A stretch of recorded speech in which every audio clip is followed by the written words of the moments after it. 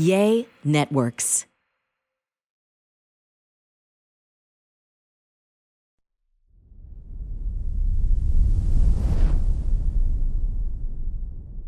Welcome to a brand new episode of the Fitish Podcast. Hopefully we're sounding more awake than the last episode. Oh my God, the last episode is a blur. Yeah, I bet it was for you. Yeah, no, it was late. And I mean, some of y'all said, oh, y'all sound really relaxed. And some of you were like, you sound high or you sound tired. I think it was kind of a combination of all Check. We spent the last week down in Mexico in the surf town where we were on a house hunting adventure with Remy. No grandma candy, just us with Remy, and y'all that have toddlers know how that is. So by the time we got around to recording the podcast, we wanted to do it during nap time. That didn't happen. And we had to go get batteries from the store down the road. And it was a whole thing. So by the time we did it, was so late at night and we were so tired. And still kind of processing everything that was going on as we were filling you in, because we had only been there for a day or two. So we are back and we have made some big decisions. Yeah. How are you feeling? I'm feeling good. I think they should have I don't know nobody has done it, but like a toddler boot camp. You get a toddler in the morning and you chase him around the whole day. I bet you're going to be fit by the time you'd reach a 30-day mark. There's something about when they turn 2, and I know everyone says this and they go, oh, just wait till they're 4 or 3 or whatever, and or it only gets harder in different ways. So, we're kind of in the day by day mentality, but he's nonstop. He has so much energy. He has so much energy that whenever anyone asks if we're going to have another kid, and I know a lot of y'all have multiple, Fran and I go, at least right now we can kind of tag team. Like, you're up with him in the middle of the night or whenever he's up, whatever. And then you're like, I'm going to go back to bed. Can you take over at like 6 a.m. one of the days we were there? And so I got up with him, and then it's like 10:30, 11. And I was like, hey, I need to get some work done. So it was kind of like a constant back and forth between Fran and I of just watching him. And if we had had 2, there's like no reprieve. You're just both, I don't know, you're not even zone defense at that point. No. You're just like one-on-one. And so... So I have heard about this, which I don't understand very well, this polyamorous thing, but I don't know why people haven't done polyfamily thing. They do. Like, just raise them in the farm. It's called sister wives. What are you talking about? Sister wives. You've heard of this whole polyamorous thing? Is that something new on your radar? Are you excited about it? No, but I would not let Fran bring his pineapple shorts because y'all told me, and I didn't know that pineapple was the symbol for swingers. You told me. What? Right, but you already knew. I had no idea until one time on a vacation, you're frolicking around in your pineapple trunks, and all these comments from people were like, that's the swinger signage, right? And I was like, no, I didn't. Are we that ugly? We didn't get any hey, so what's up? You're speaking only about yourself, man. Because you got a WhatsApp? I have gotten a lot of thigh squeezes at the bar from women, and I didn't know that was also a sign. I learned so many things between 25 to 35. When were you about to tell me about the tight squeezes? The tight squeezes? Well, not on this last trip. We weren't really hanging with anyone that way. But I always thought, when you sit at a bar and you're talking to a couple and they're being really friendly, I've had a couple times where it makes you feel comfortable because it's not the man doing it. That would be weird, but a woman will you're talking and she's laughing and she's like, oh, ha, ha, ha, and she grabs your thigh. I didn't know that was her gauging, because I do that to people, but I'm not trying to swing. I'm just touchy-feely, warm and fuzzy and friendly and, intimate. Like, oh, hey, I'm always touching my girlfriends and hugging. I mean, you saw a video I posted yesterday with Allura, we're always hugging and squeezing. And I love that. I like to be touchy-feely, but I didn't know that if you're touchy-feely with a certain couple, that they're like, do you want to come back to our place? I was like, for what? Drinks? Pet your dog? That's exactly what they want. So we are moving to Mexico. Yeah. I think the cat is out of the bag. Mm-hmm. And of course, there's many questionings about this whole move. The move, I'm going to be back and forth for my work, but yeah. There's always this side of things. There's a lot of sides to this, right? And I've been documenting things, my emotions and whatnot. I think I'm going to make some YouTube vlogs if y'all are interested. So after you watch the podcast that we're still going to continue to do every week, we're just going to have probably some noises in the background because you can't go anywhere down there without hearing like you hear roosters every 2 seconds. So y'all, hopefully that's just nice sound effects in the background.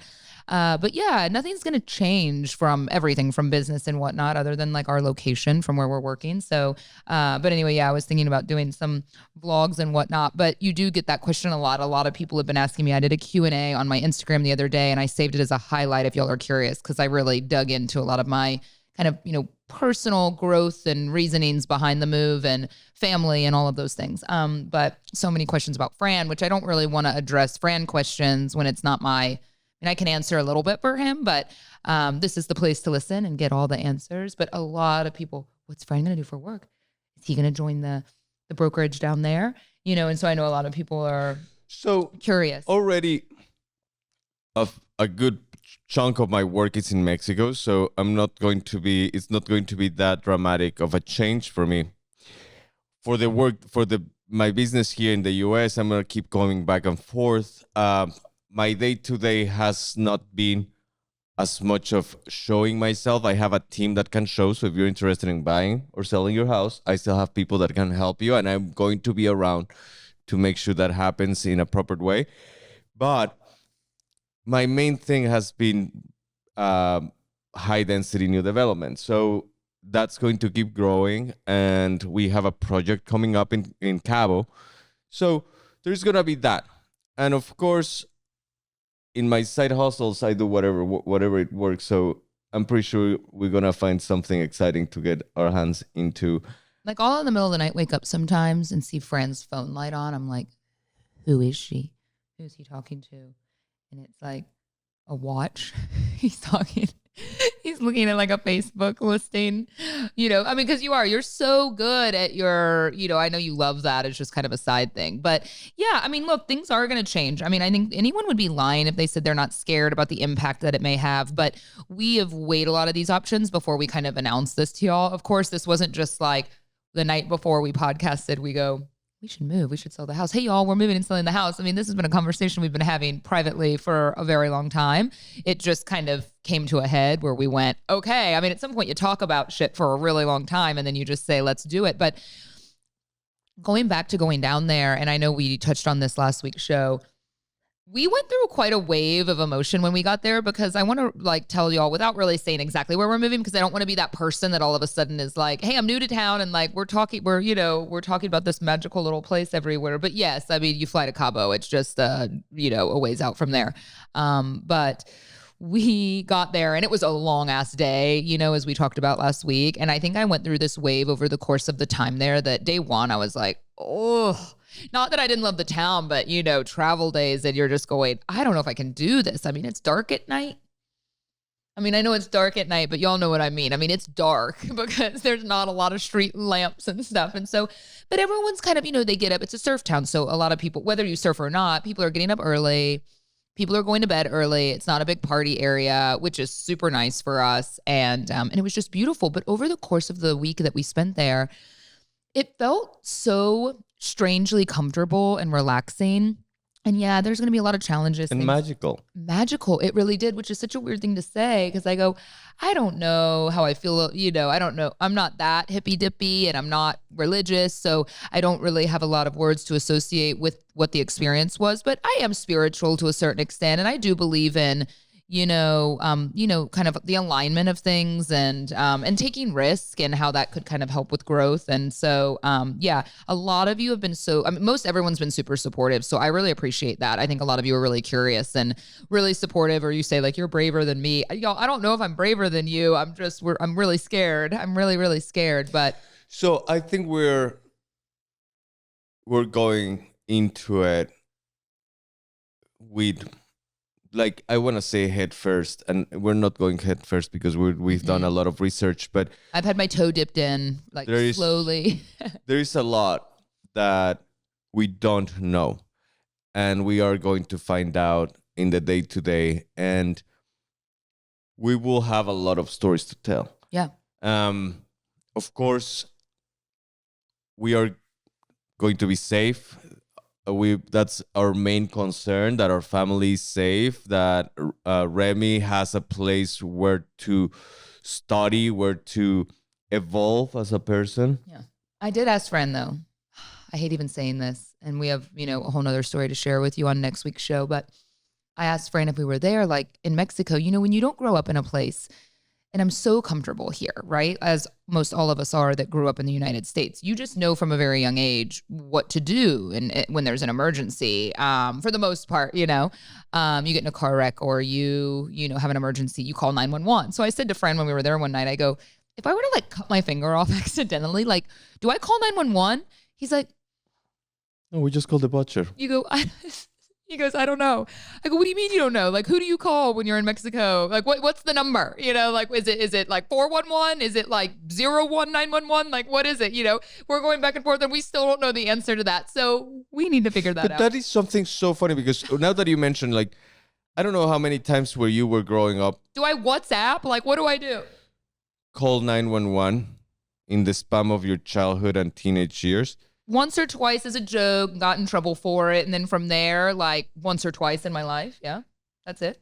I mean, for real. I don't think I saw an ambulance in front of my house until I moved to the U.S. There was something funny. And even like we were wild people.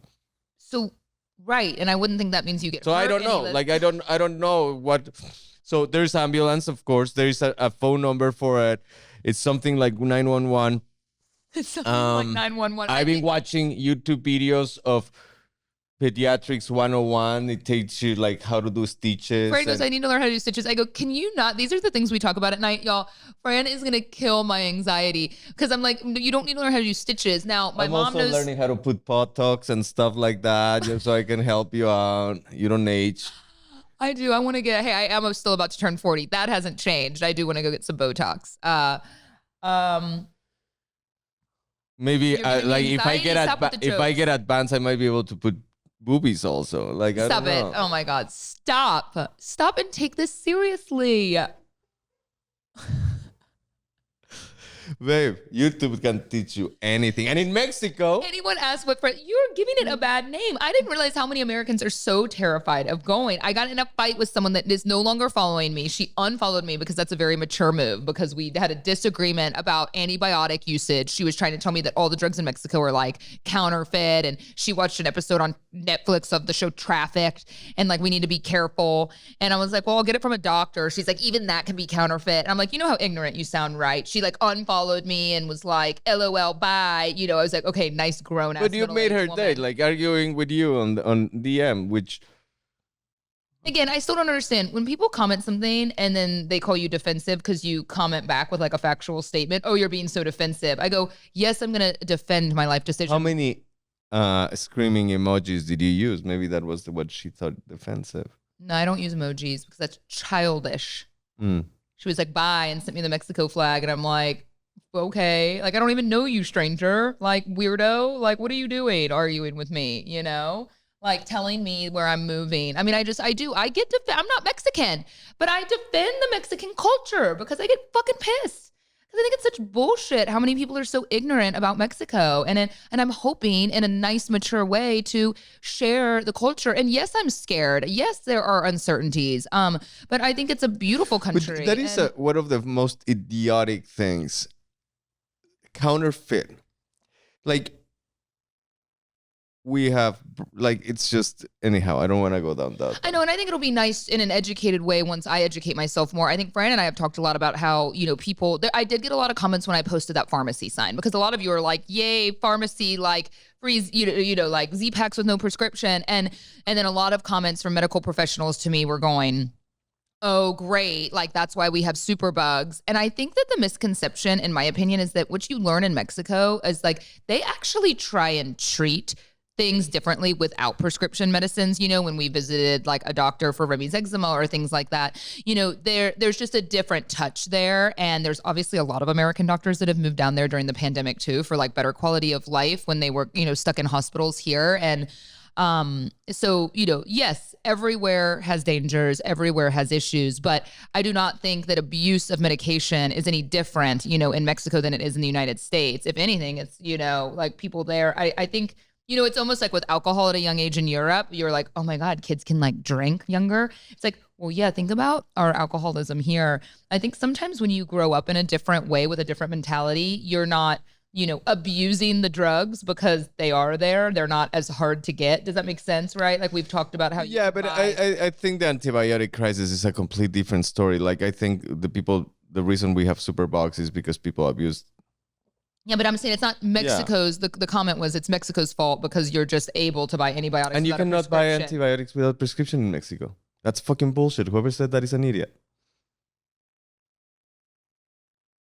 I'm sorry. We can all improve. I mean? He gives me shit about fighting with a stranger on the internet, but like you're verbally fighting with the stranger right now. Yeah, but I'm not directly. I'm just fighting with every other stranger that might think that. Okay, you're better than me. It's like you come over to this side of my social media, you would fight here and there. Trust me. Maybe, So easy. It's so easy to pass judgment. I get that all How the time. am I passing judgment? But you give me a hard time for getting into an argument with a stranger on social media every now and then when you don't understand that I could get in an argument every 5 seconds if I wanted to. And I choose here and there. Do I know that? Okay, well, on that note, we're going to take a quick break and hear from some of our sponsors, and we'll come back in a better mood. Do you ever feel that sometimes things may be too good to be true and you kind of leave with this feeling of, and that's kind of where we're at right now and why we hadn't wanted to talk too much on the last show about the house that we found, because I've paid the deposit. I mean, we've paid what? First month and deposit, but we haven't signed a contract. And I said to Fran, I go, do you think this is legit? And he's like, yeah, but people's mentality when they live in kind of a slower town, and we're renting it from, she's, I think in her early mid 60s, British woman who had this dream, and moved down there 15, 20 years ago and built this really cool property. And now she's trying to sell it. She has these rescue animals that, yes, will be on our property and will live in the main residence. And then she's building a ranch somewhere else. So anyway, the whole experience is just quite magical. And frankly, when we went to look at this place, I'm the one that kind of took the lead on that because I found it was for sale. And I was like, oh, I wonder if she'll rent it out until it sells. So that could happen also, so fingers crossed it doesn't get like purchased and we can't even move in. But, that's kind of the deal that happens when you rent a place that's for sale. But these women have been so kind. And I know that that's kind of the element of moving to a smaller town and a community where women really help each other out, or people in general help each other out. And they have this kind of slow, chill way of living. But, when you live in the United States for so long, you're like, a deal's not done till contracts are signed. And even then you get screwed and you get sued and things happen. But I keep telling myself, I think, a lot of deals are done just kind of like, well, yes, I still think we need to push for a contract sometime soon. Yeah, but that was something that you loved, and I let you lead the way with that, and that was your heart calling you. And you feel differently, babe. That was the fourth house we saw. Mm-hmm. So from all of the other houses, for sure, that was the one that I liked the most. Well, you didn't have any lined up to look at. Well, we have a couple others that we didn't see, and we didn't want to see because this is something that you wanted. This is something. I agree with you. It is more my dream. Don't tell that I didn't have anything else to lined up. It was something that called you. You are so enamored about this house, and I think it's a great house. And whether it's going to be our 1 year, 2 year, 6 months house, it's yet to see. But you will get that each off one way or another. It could be the most amazing experience in our lives, or the downside, it's not being the worst, because it's going to be a great experience regardless. Personally, a dream of mine has always been to kind of have, live ocean adjacent. I don't have to see it or be in it every day, but like walkable, have some, rescue farm animals and live slower. And obviously I like a cool aesthetic of a house too, because I'm me. Well, are they rescued? And so all of them. So we cannot kill them and make some taquitos with that donkey? When you get with someone and you think that they're an animal lover, and, their last girlfriend had a black pug. And when we started dating, he kept calling my black pug the pug of her black pug. And we're talking about pugs. It was almost like, getting with a guy and he like calls you his ex's name during sex. Like it was kind of the equivalent Way of that. far. And I thought that way meant, far from I it. thought that meant he was like a real animal lover. And then you realize over time that he doesn't love animals that much as you do. Like he faked his way in. Like I didn't did. fake it. Like I did with cooking. And, you know, like I cooked meals for him and he told me he loved animals. And then we're kind of I love animals. You love animals, but you're like, yeah. you know, yeah, he's like a tap, you know, when I'm like making out tongues with a pig and a goat. No. Yeah, that's me. And he's like tap, Well, the thing is that you have to understand my family had ranches and they have can you not no make rescue. jokes about killing animals? Or we're like, we're not going to get this house No if she finds rescue.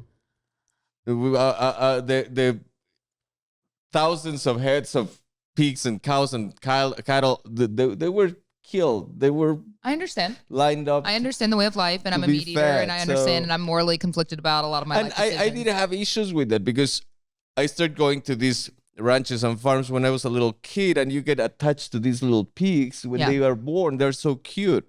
So these are rescue only, actually. So the point is, I'm basically getting to rent, and I hope this still comes to fruition here. We're moving June 1st. I get to rent what this woman's dream was. So what? How is it not gonna come to fruition? I don't know. I mean, because I'm the type of person that like, I don't believe it. Because till we I- have no contract. I don't stop yelling, you psycho. I was like, I don't believe it till I'm there. Do you know what I mean? Till I'm like waking up in the bed in the morning and like walking outside with coffee going, this is it. Like that's when it feels more real. Anyway, you know, her dream was kind of aligned with what my dream is. And I never thought I would have that until I was able to maybe kind of like retire and find a, you know, a new chapter. And so this is a pretty incredible opportunity. I thought there was no way we could get this house. And so from the second we went, she was like, oh, I mean, it all lined up. You know, we met that woman at the furniture store. She's like, I'm the property manager. So serendipitous. We go see it. She goes, well, she'll let family stay in it, but she's trying to sell it. So like we can talk to her. And she liked us and liked Remy. And we're walking around. I didn't even take a photo because I'm like looking around going, we're not gonna be able to afford this. She's gonna tell us it's like $20,000 a month or some like insanity, you know? And I was like, we're not going to be able to afford this. And so afterwards, you know, I just was like, you've created such a beautiful thing here. We really connected on that. Cause I go, I mean, this is it, right? Like you've slowed down. She writes now. She still travels some like back to England for work. But she's just created a beautiful life. She apparently is like she an, really published author? I think so. I need to read some of her books. But anyway, she's created a really nice life for herself and has grown children and grandchildren. And but I was complimenting her on that because like what an amazing vision she had to do that and then to have those animals, which she'll take with her when she moves in a year or so. But to even get to sample a taste of that life without it being, you know, there's someone named Francisco that lives on the property and takes care of the animals. So like I get a chance with Remy to kind of sample that lifestyle. I think there's like 2 horses. I don't know. I'll fill y'all in later on all the animal roster, but I can't quite believe it. So yeah, the photos you saw me posting with the pigs, that's the house. Their house. Like I think I know, we don't remember. I was chasing Remy the whole entire time. I took photos of all the other houses we looked at because y'all joked with me that I needed to do like a house hunters. And so on all the other ones, I took video clips and pictures. But you know, he was chasing Remy around. Remy was hungry and tired. I'm looking and speaking with her. So I didn't want to be, you know, filming the house. And I was like, we're never going to get this house, but how cool. And then, yeah, I was WhatsApping with the property manager after. And I was like, I love it. I don't think we can afford it though. She goes, we can work with your budget. So I told her what our budget was. And I kind of gave her similar to like what our current mortgage is, like a little less. And thinking they'd be like, oh, no, that's not even like half of what, you know, we would do it for. And they actually came back with under half of what. It's just crazy. So that's what I mean. I go, is there a midsummer sacrifice happening? Like what are we getting ourselves into? Because it's really cool. And I can't wait to like take y'all along. And hopefully once we get down there and if y'all ever want to come visit, I mean, I think I'm already going, gosh, I wish we could buy this place. I wish we could, you know, there's casitas on the property. We could like Airbnb it. It would be an income property. I'm going on and on, you know, but one day at a time, we'll get there. We'll see how it is. I mean, it is out of budget for us to buy, but I don't know. We'll see how it goes. I think she just wanted to share it with someone. You know, I think when you build something special like that, you want people that see and understand like exactly what she wanted. You know, she wanted to escape the busyness of life. She wanted to slow down. She wanted to connect with nice people. She's apparently like really philanthropic and well-known in the community. And I'm really excited to kind of like learn about the community's needs and all of these other things, you know, and work on my Spanish and challenge myself and obviously be able to like ride the horses to the beach, I guess. I mean,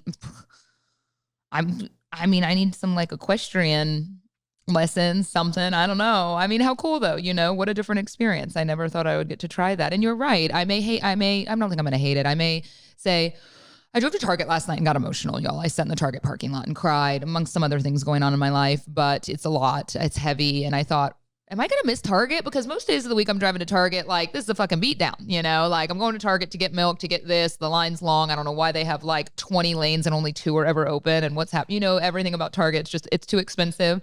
But I'm thinking there is no Target. Like I will not be able to just hop in the car and drive 2 minutes to Target. But I think that's what we're after, right? It's going to be challenging in different ways. And yeah, babe. You're not going to be able to go to Sprouts. Perfectly fine. I used to go to Whole Foods. I already. You've grieved that loss. Yeah. Yeah. So, my dad gave me a lesson very early on in my life that the only constant was change. And the faster I embrace it, the more successful I'll be. And I think it has worked very well in my favor. Are you looking forward to this? Of course. Because you definitely seem, I mean, this is more private with Fran and I, but when you go through this and I want to talk about it and make sure, I mean, we deep down, I think we're all on the same page that this is what we want, but I think we're just processing things differently because you definitely don't seem as, excited about this, or is it just because we have so much to do between point A and point C right now, really, that it's like, with getting the house ready? I mean, is that what's going on with you, just like emotionally? Yeah, and I think we're so much different when it comes to deal with our emotions. Like, you're very vocal and I'm not. Like, I think I get very introverted when it comes to making a decision or following up with a decision that is so life-changing because I'll ask Fran, like, are you feeling okay? How's it going? I was like, are you feeling good about this? He's like, yeah. And I know this is common with men, right? But you're kind of like, I want a little more. Like, I just want to make sure, because as a partner, I want to make sure, like you mentioned this thing about the house. I had no idea that you weren't feeling quite as like into that idea as I was. And I never want to end up fighting over it later, being like, well, you wanted this house, And so I'm just trying to make sure that you still feel like on board, babe, I think it's a great choice. I think I'm not as worried about the house as I'm worried about all of it in between to get into the house. So there is a lot of moving parts. I have a huge project in Austin that I've been working on, so I need to figure out my timing very well. So I have to redo my schedule, work around that. I'm getting new people involved in that. So it's just a lot. And there are changes that I need to assimilate before I can talk about them, because first I need to know exactly how I feel. I need to understand all what it takes before I open, because every time you open up, you get people's input, and people's input for me, it's great, but I much rather know my full input before I let other people into my thoughts. Mm-hmm. I know you've told me that before, and I'm like the complete opposite, Yeah, I don't know if it's the complete opposite. It's just different, the way that we process information. That's fine, and that's totally fair. So you let me know. You let me know when you've figured out your feelings and thoughts and you're ready to share. I'm here for you. And I think that's why we make a really good yin-yang, because, for instance, if this podcast were only me, it'll be like 30 minutes of silence. Wow, thrilling.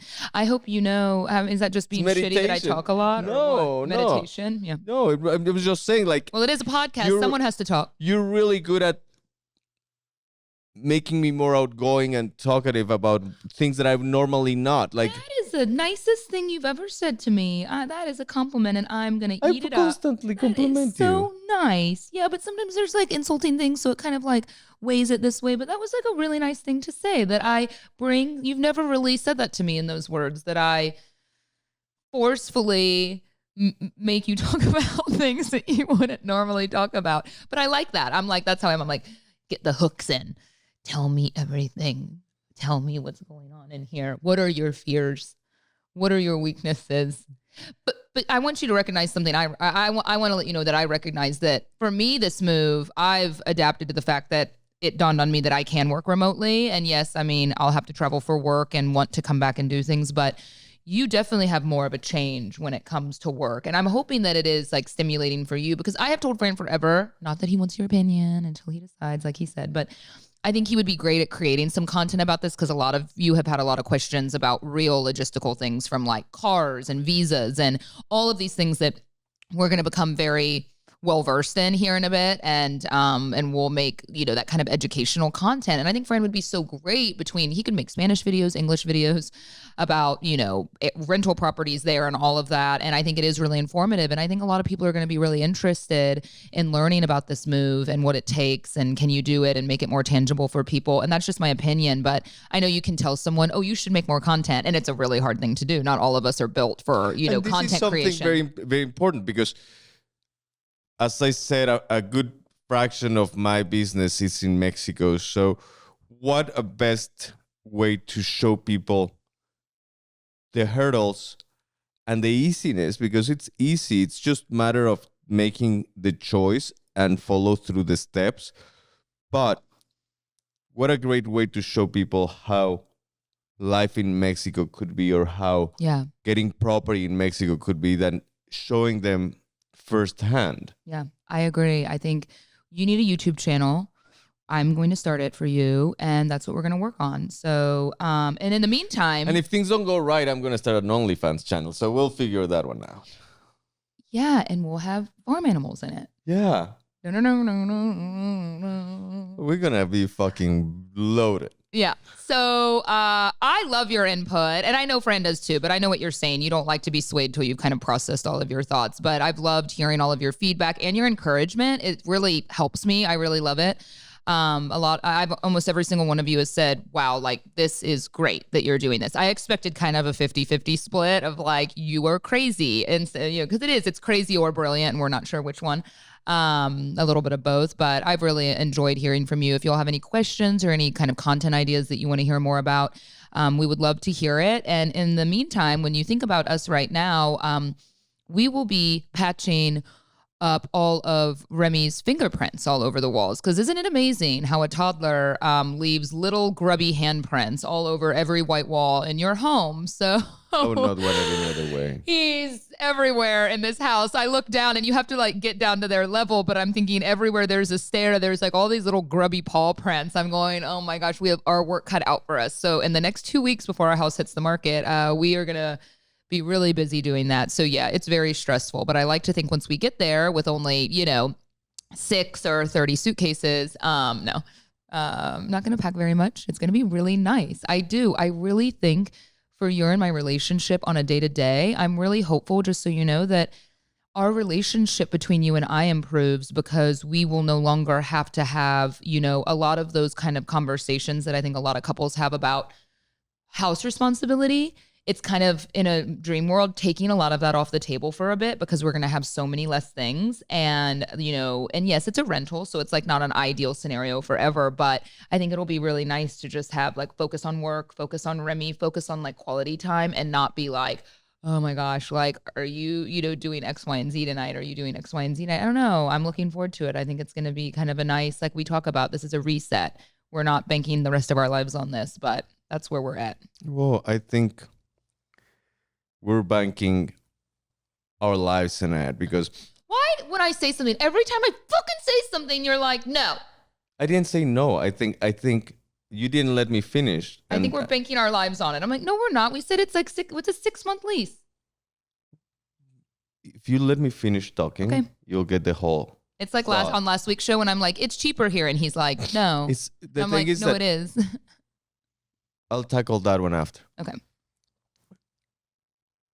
If you live the way that we want to live, which is day to day, we're banking our day to day to this idea, which is our life. And something that this week have shown you is that we only have today. And this is the life we have. And we are banking this life in that idea. And that's what I meant.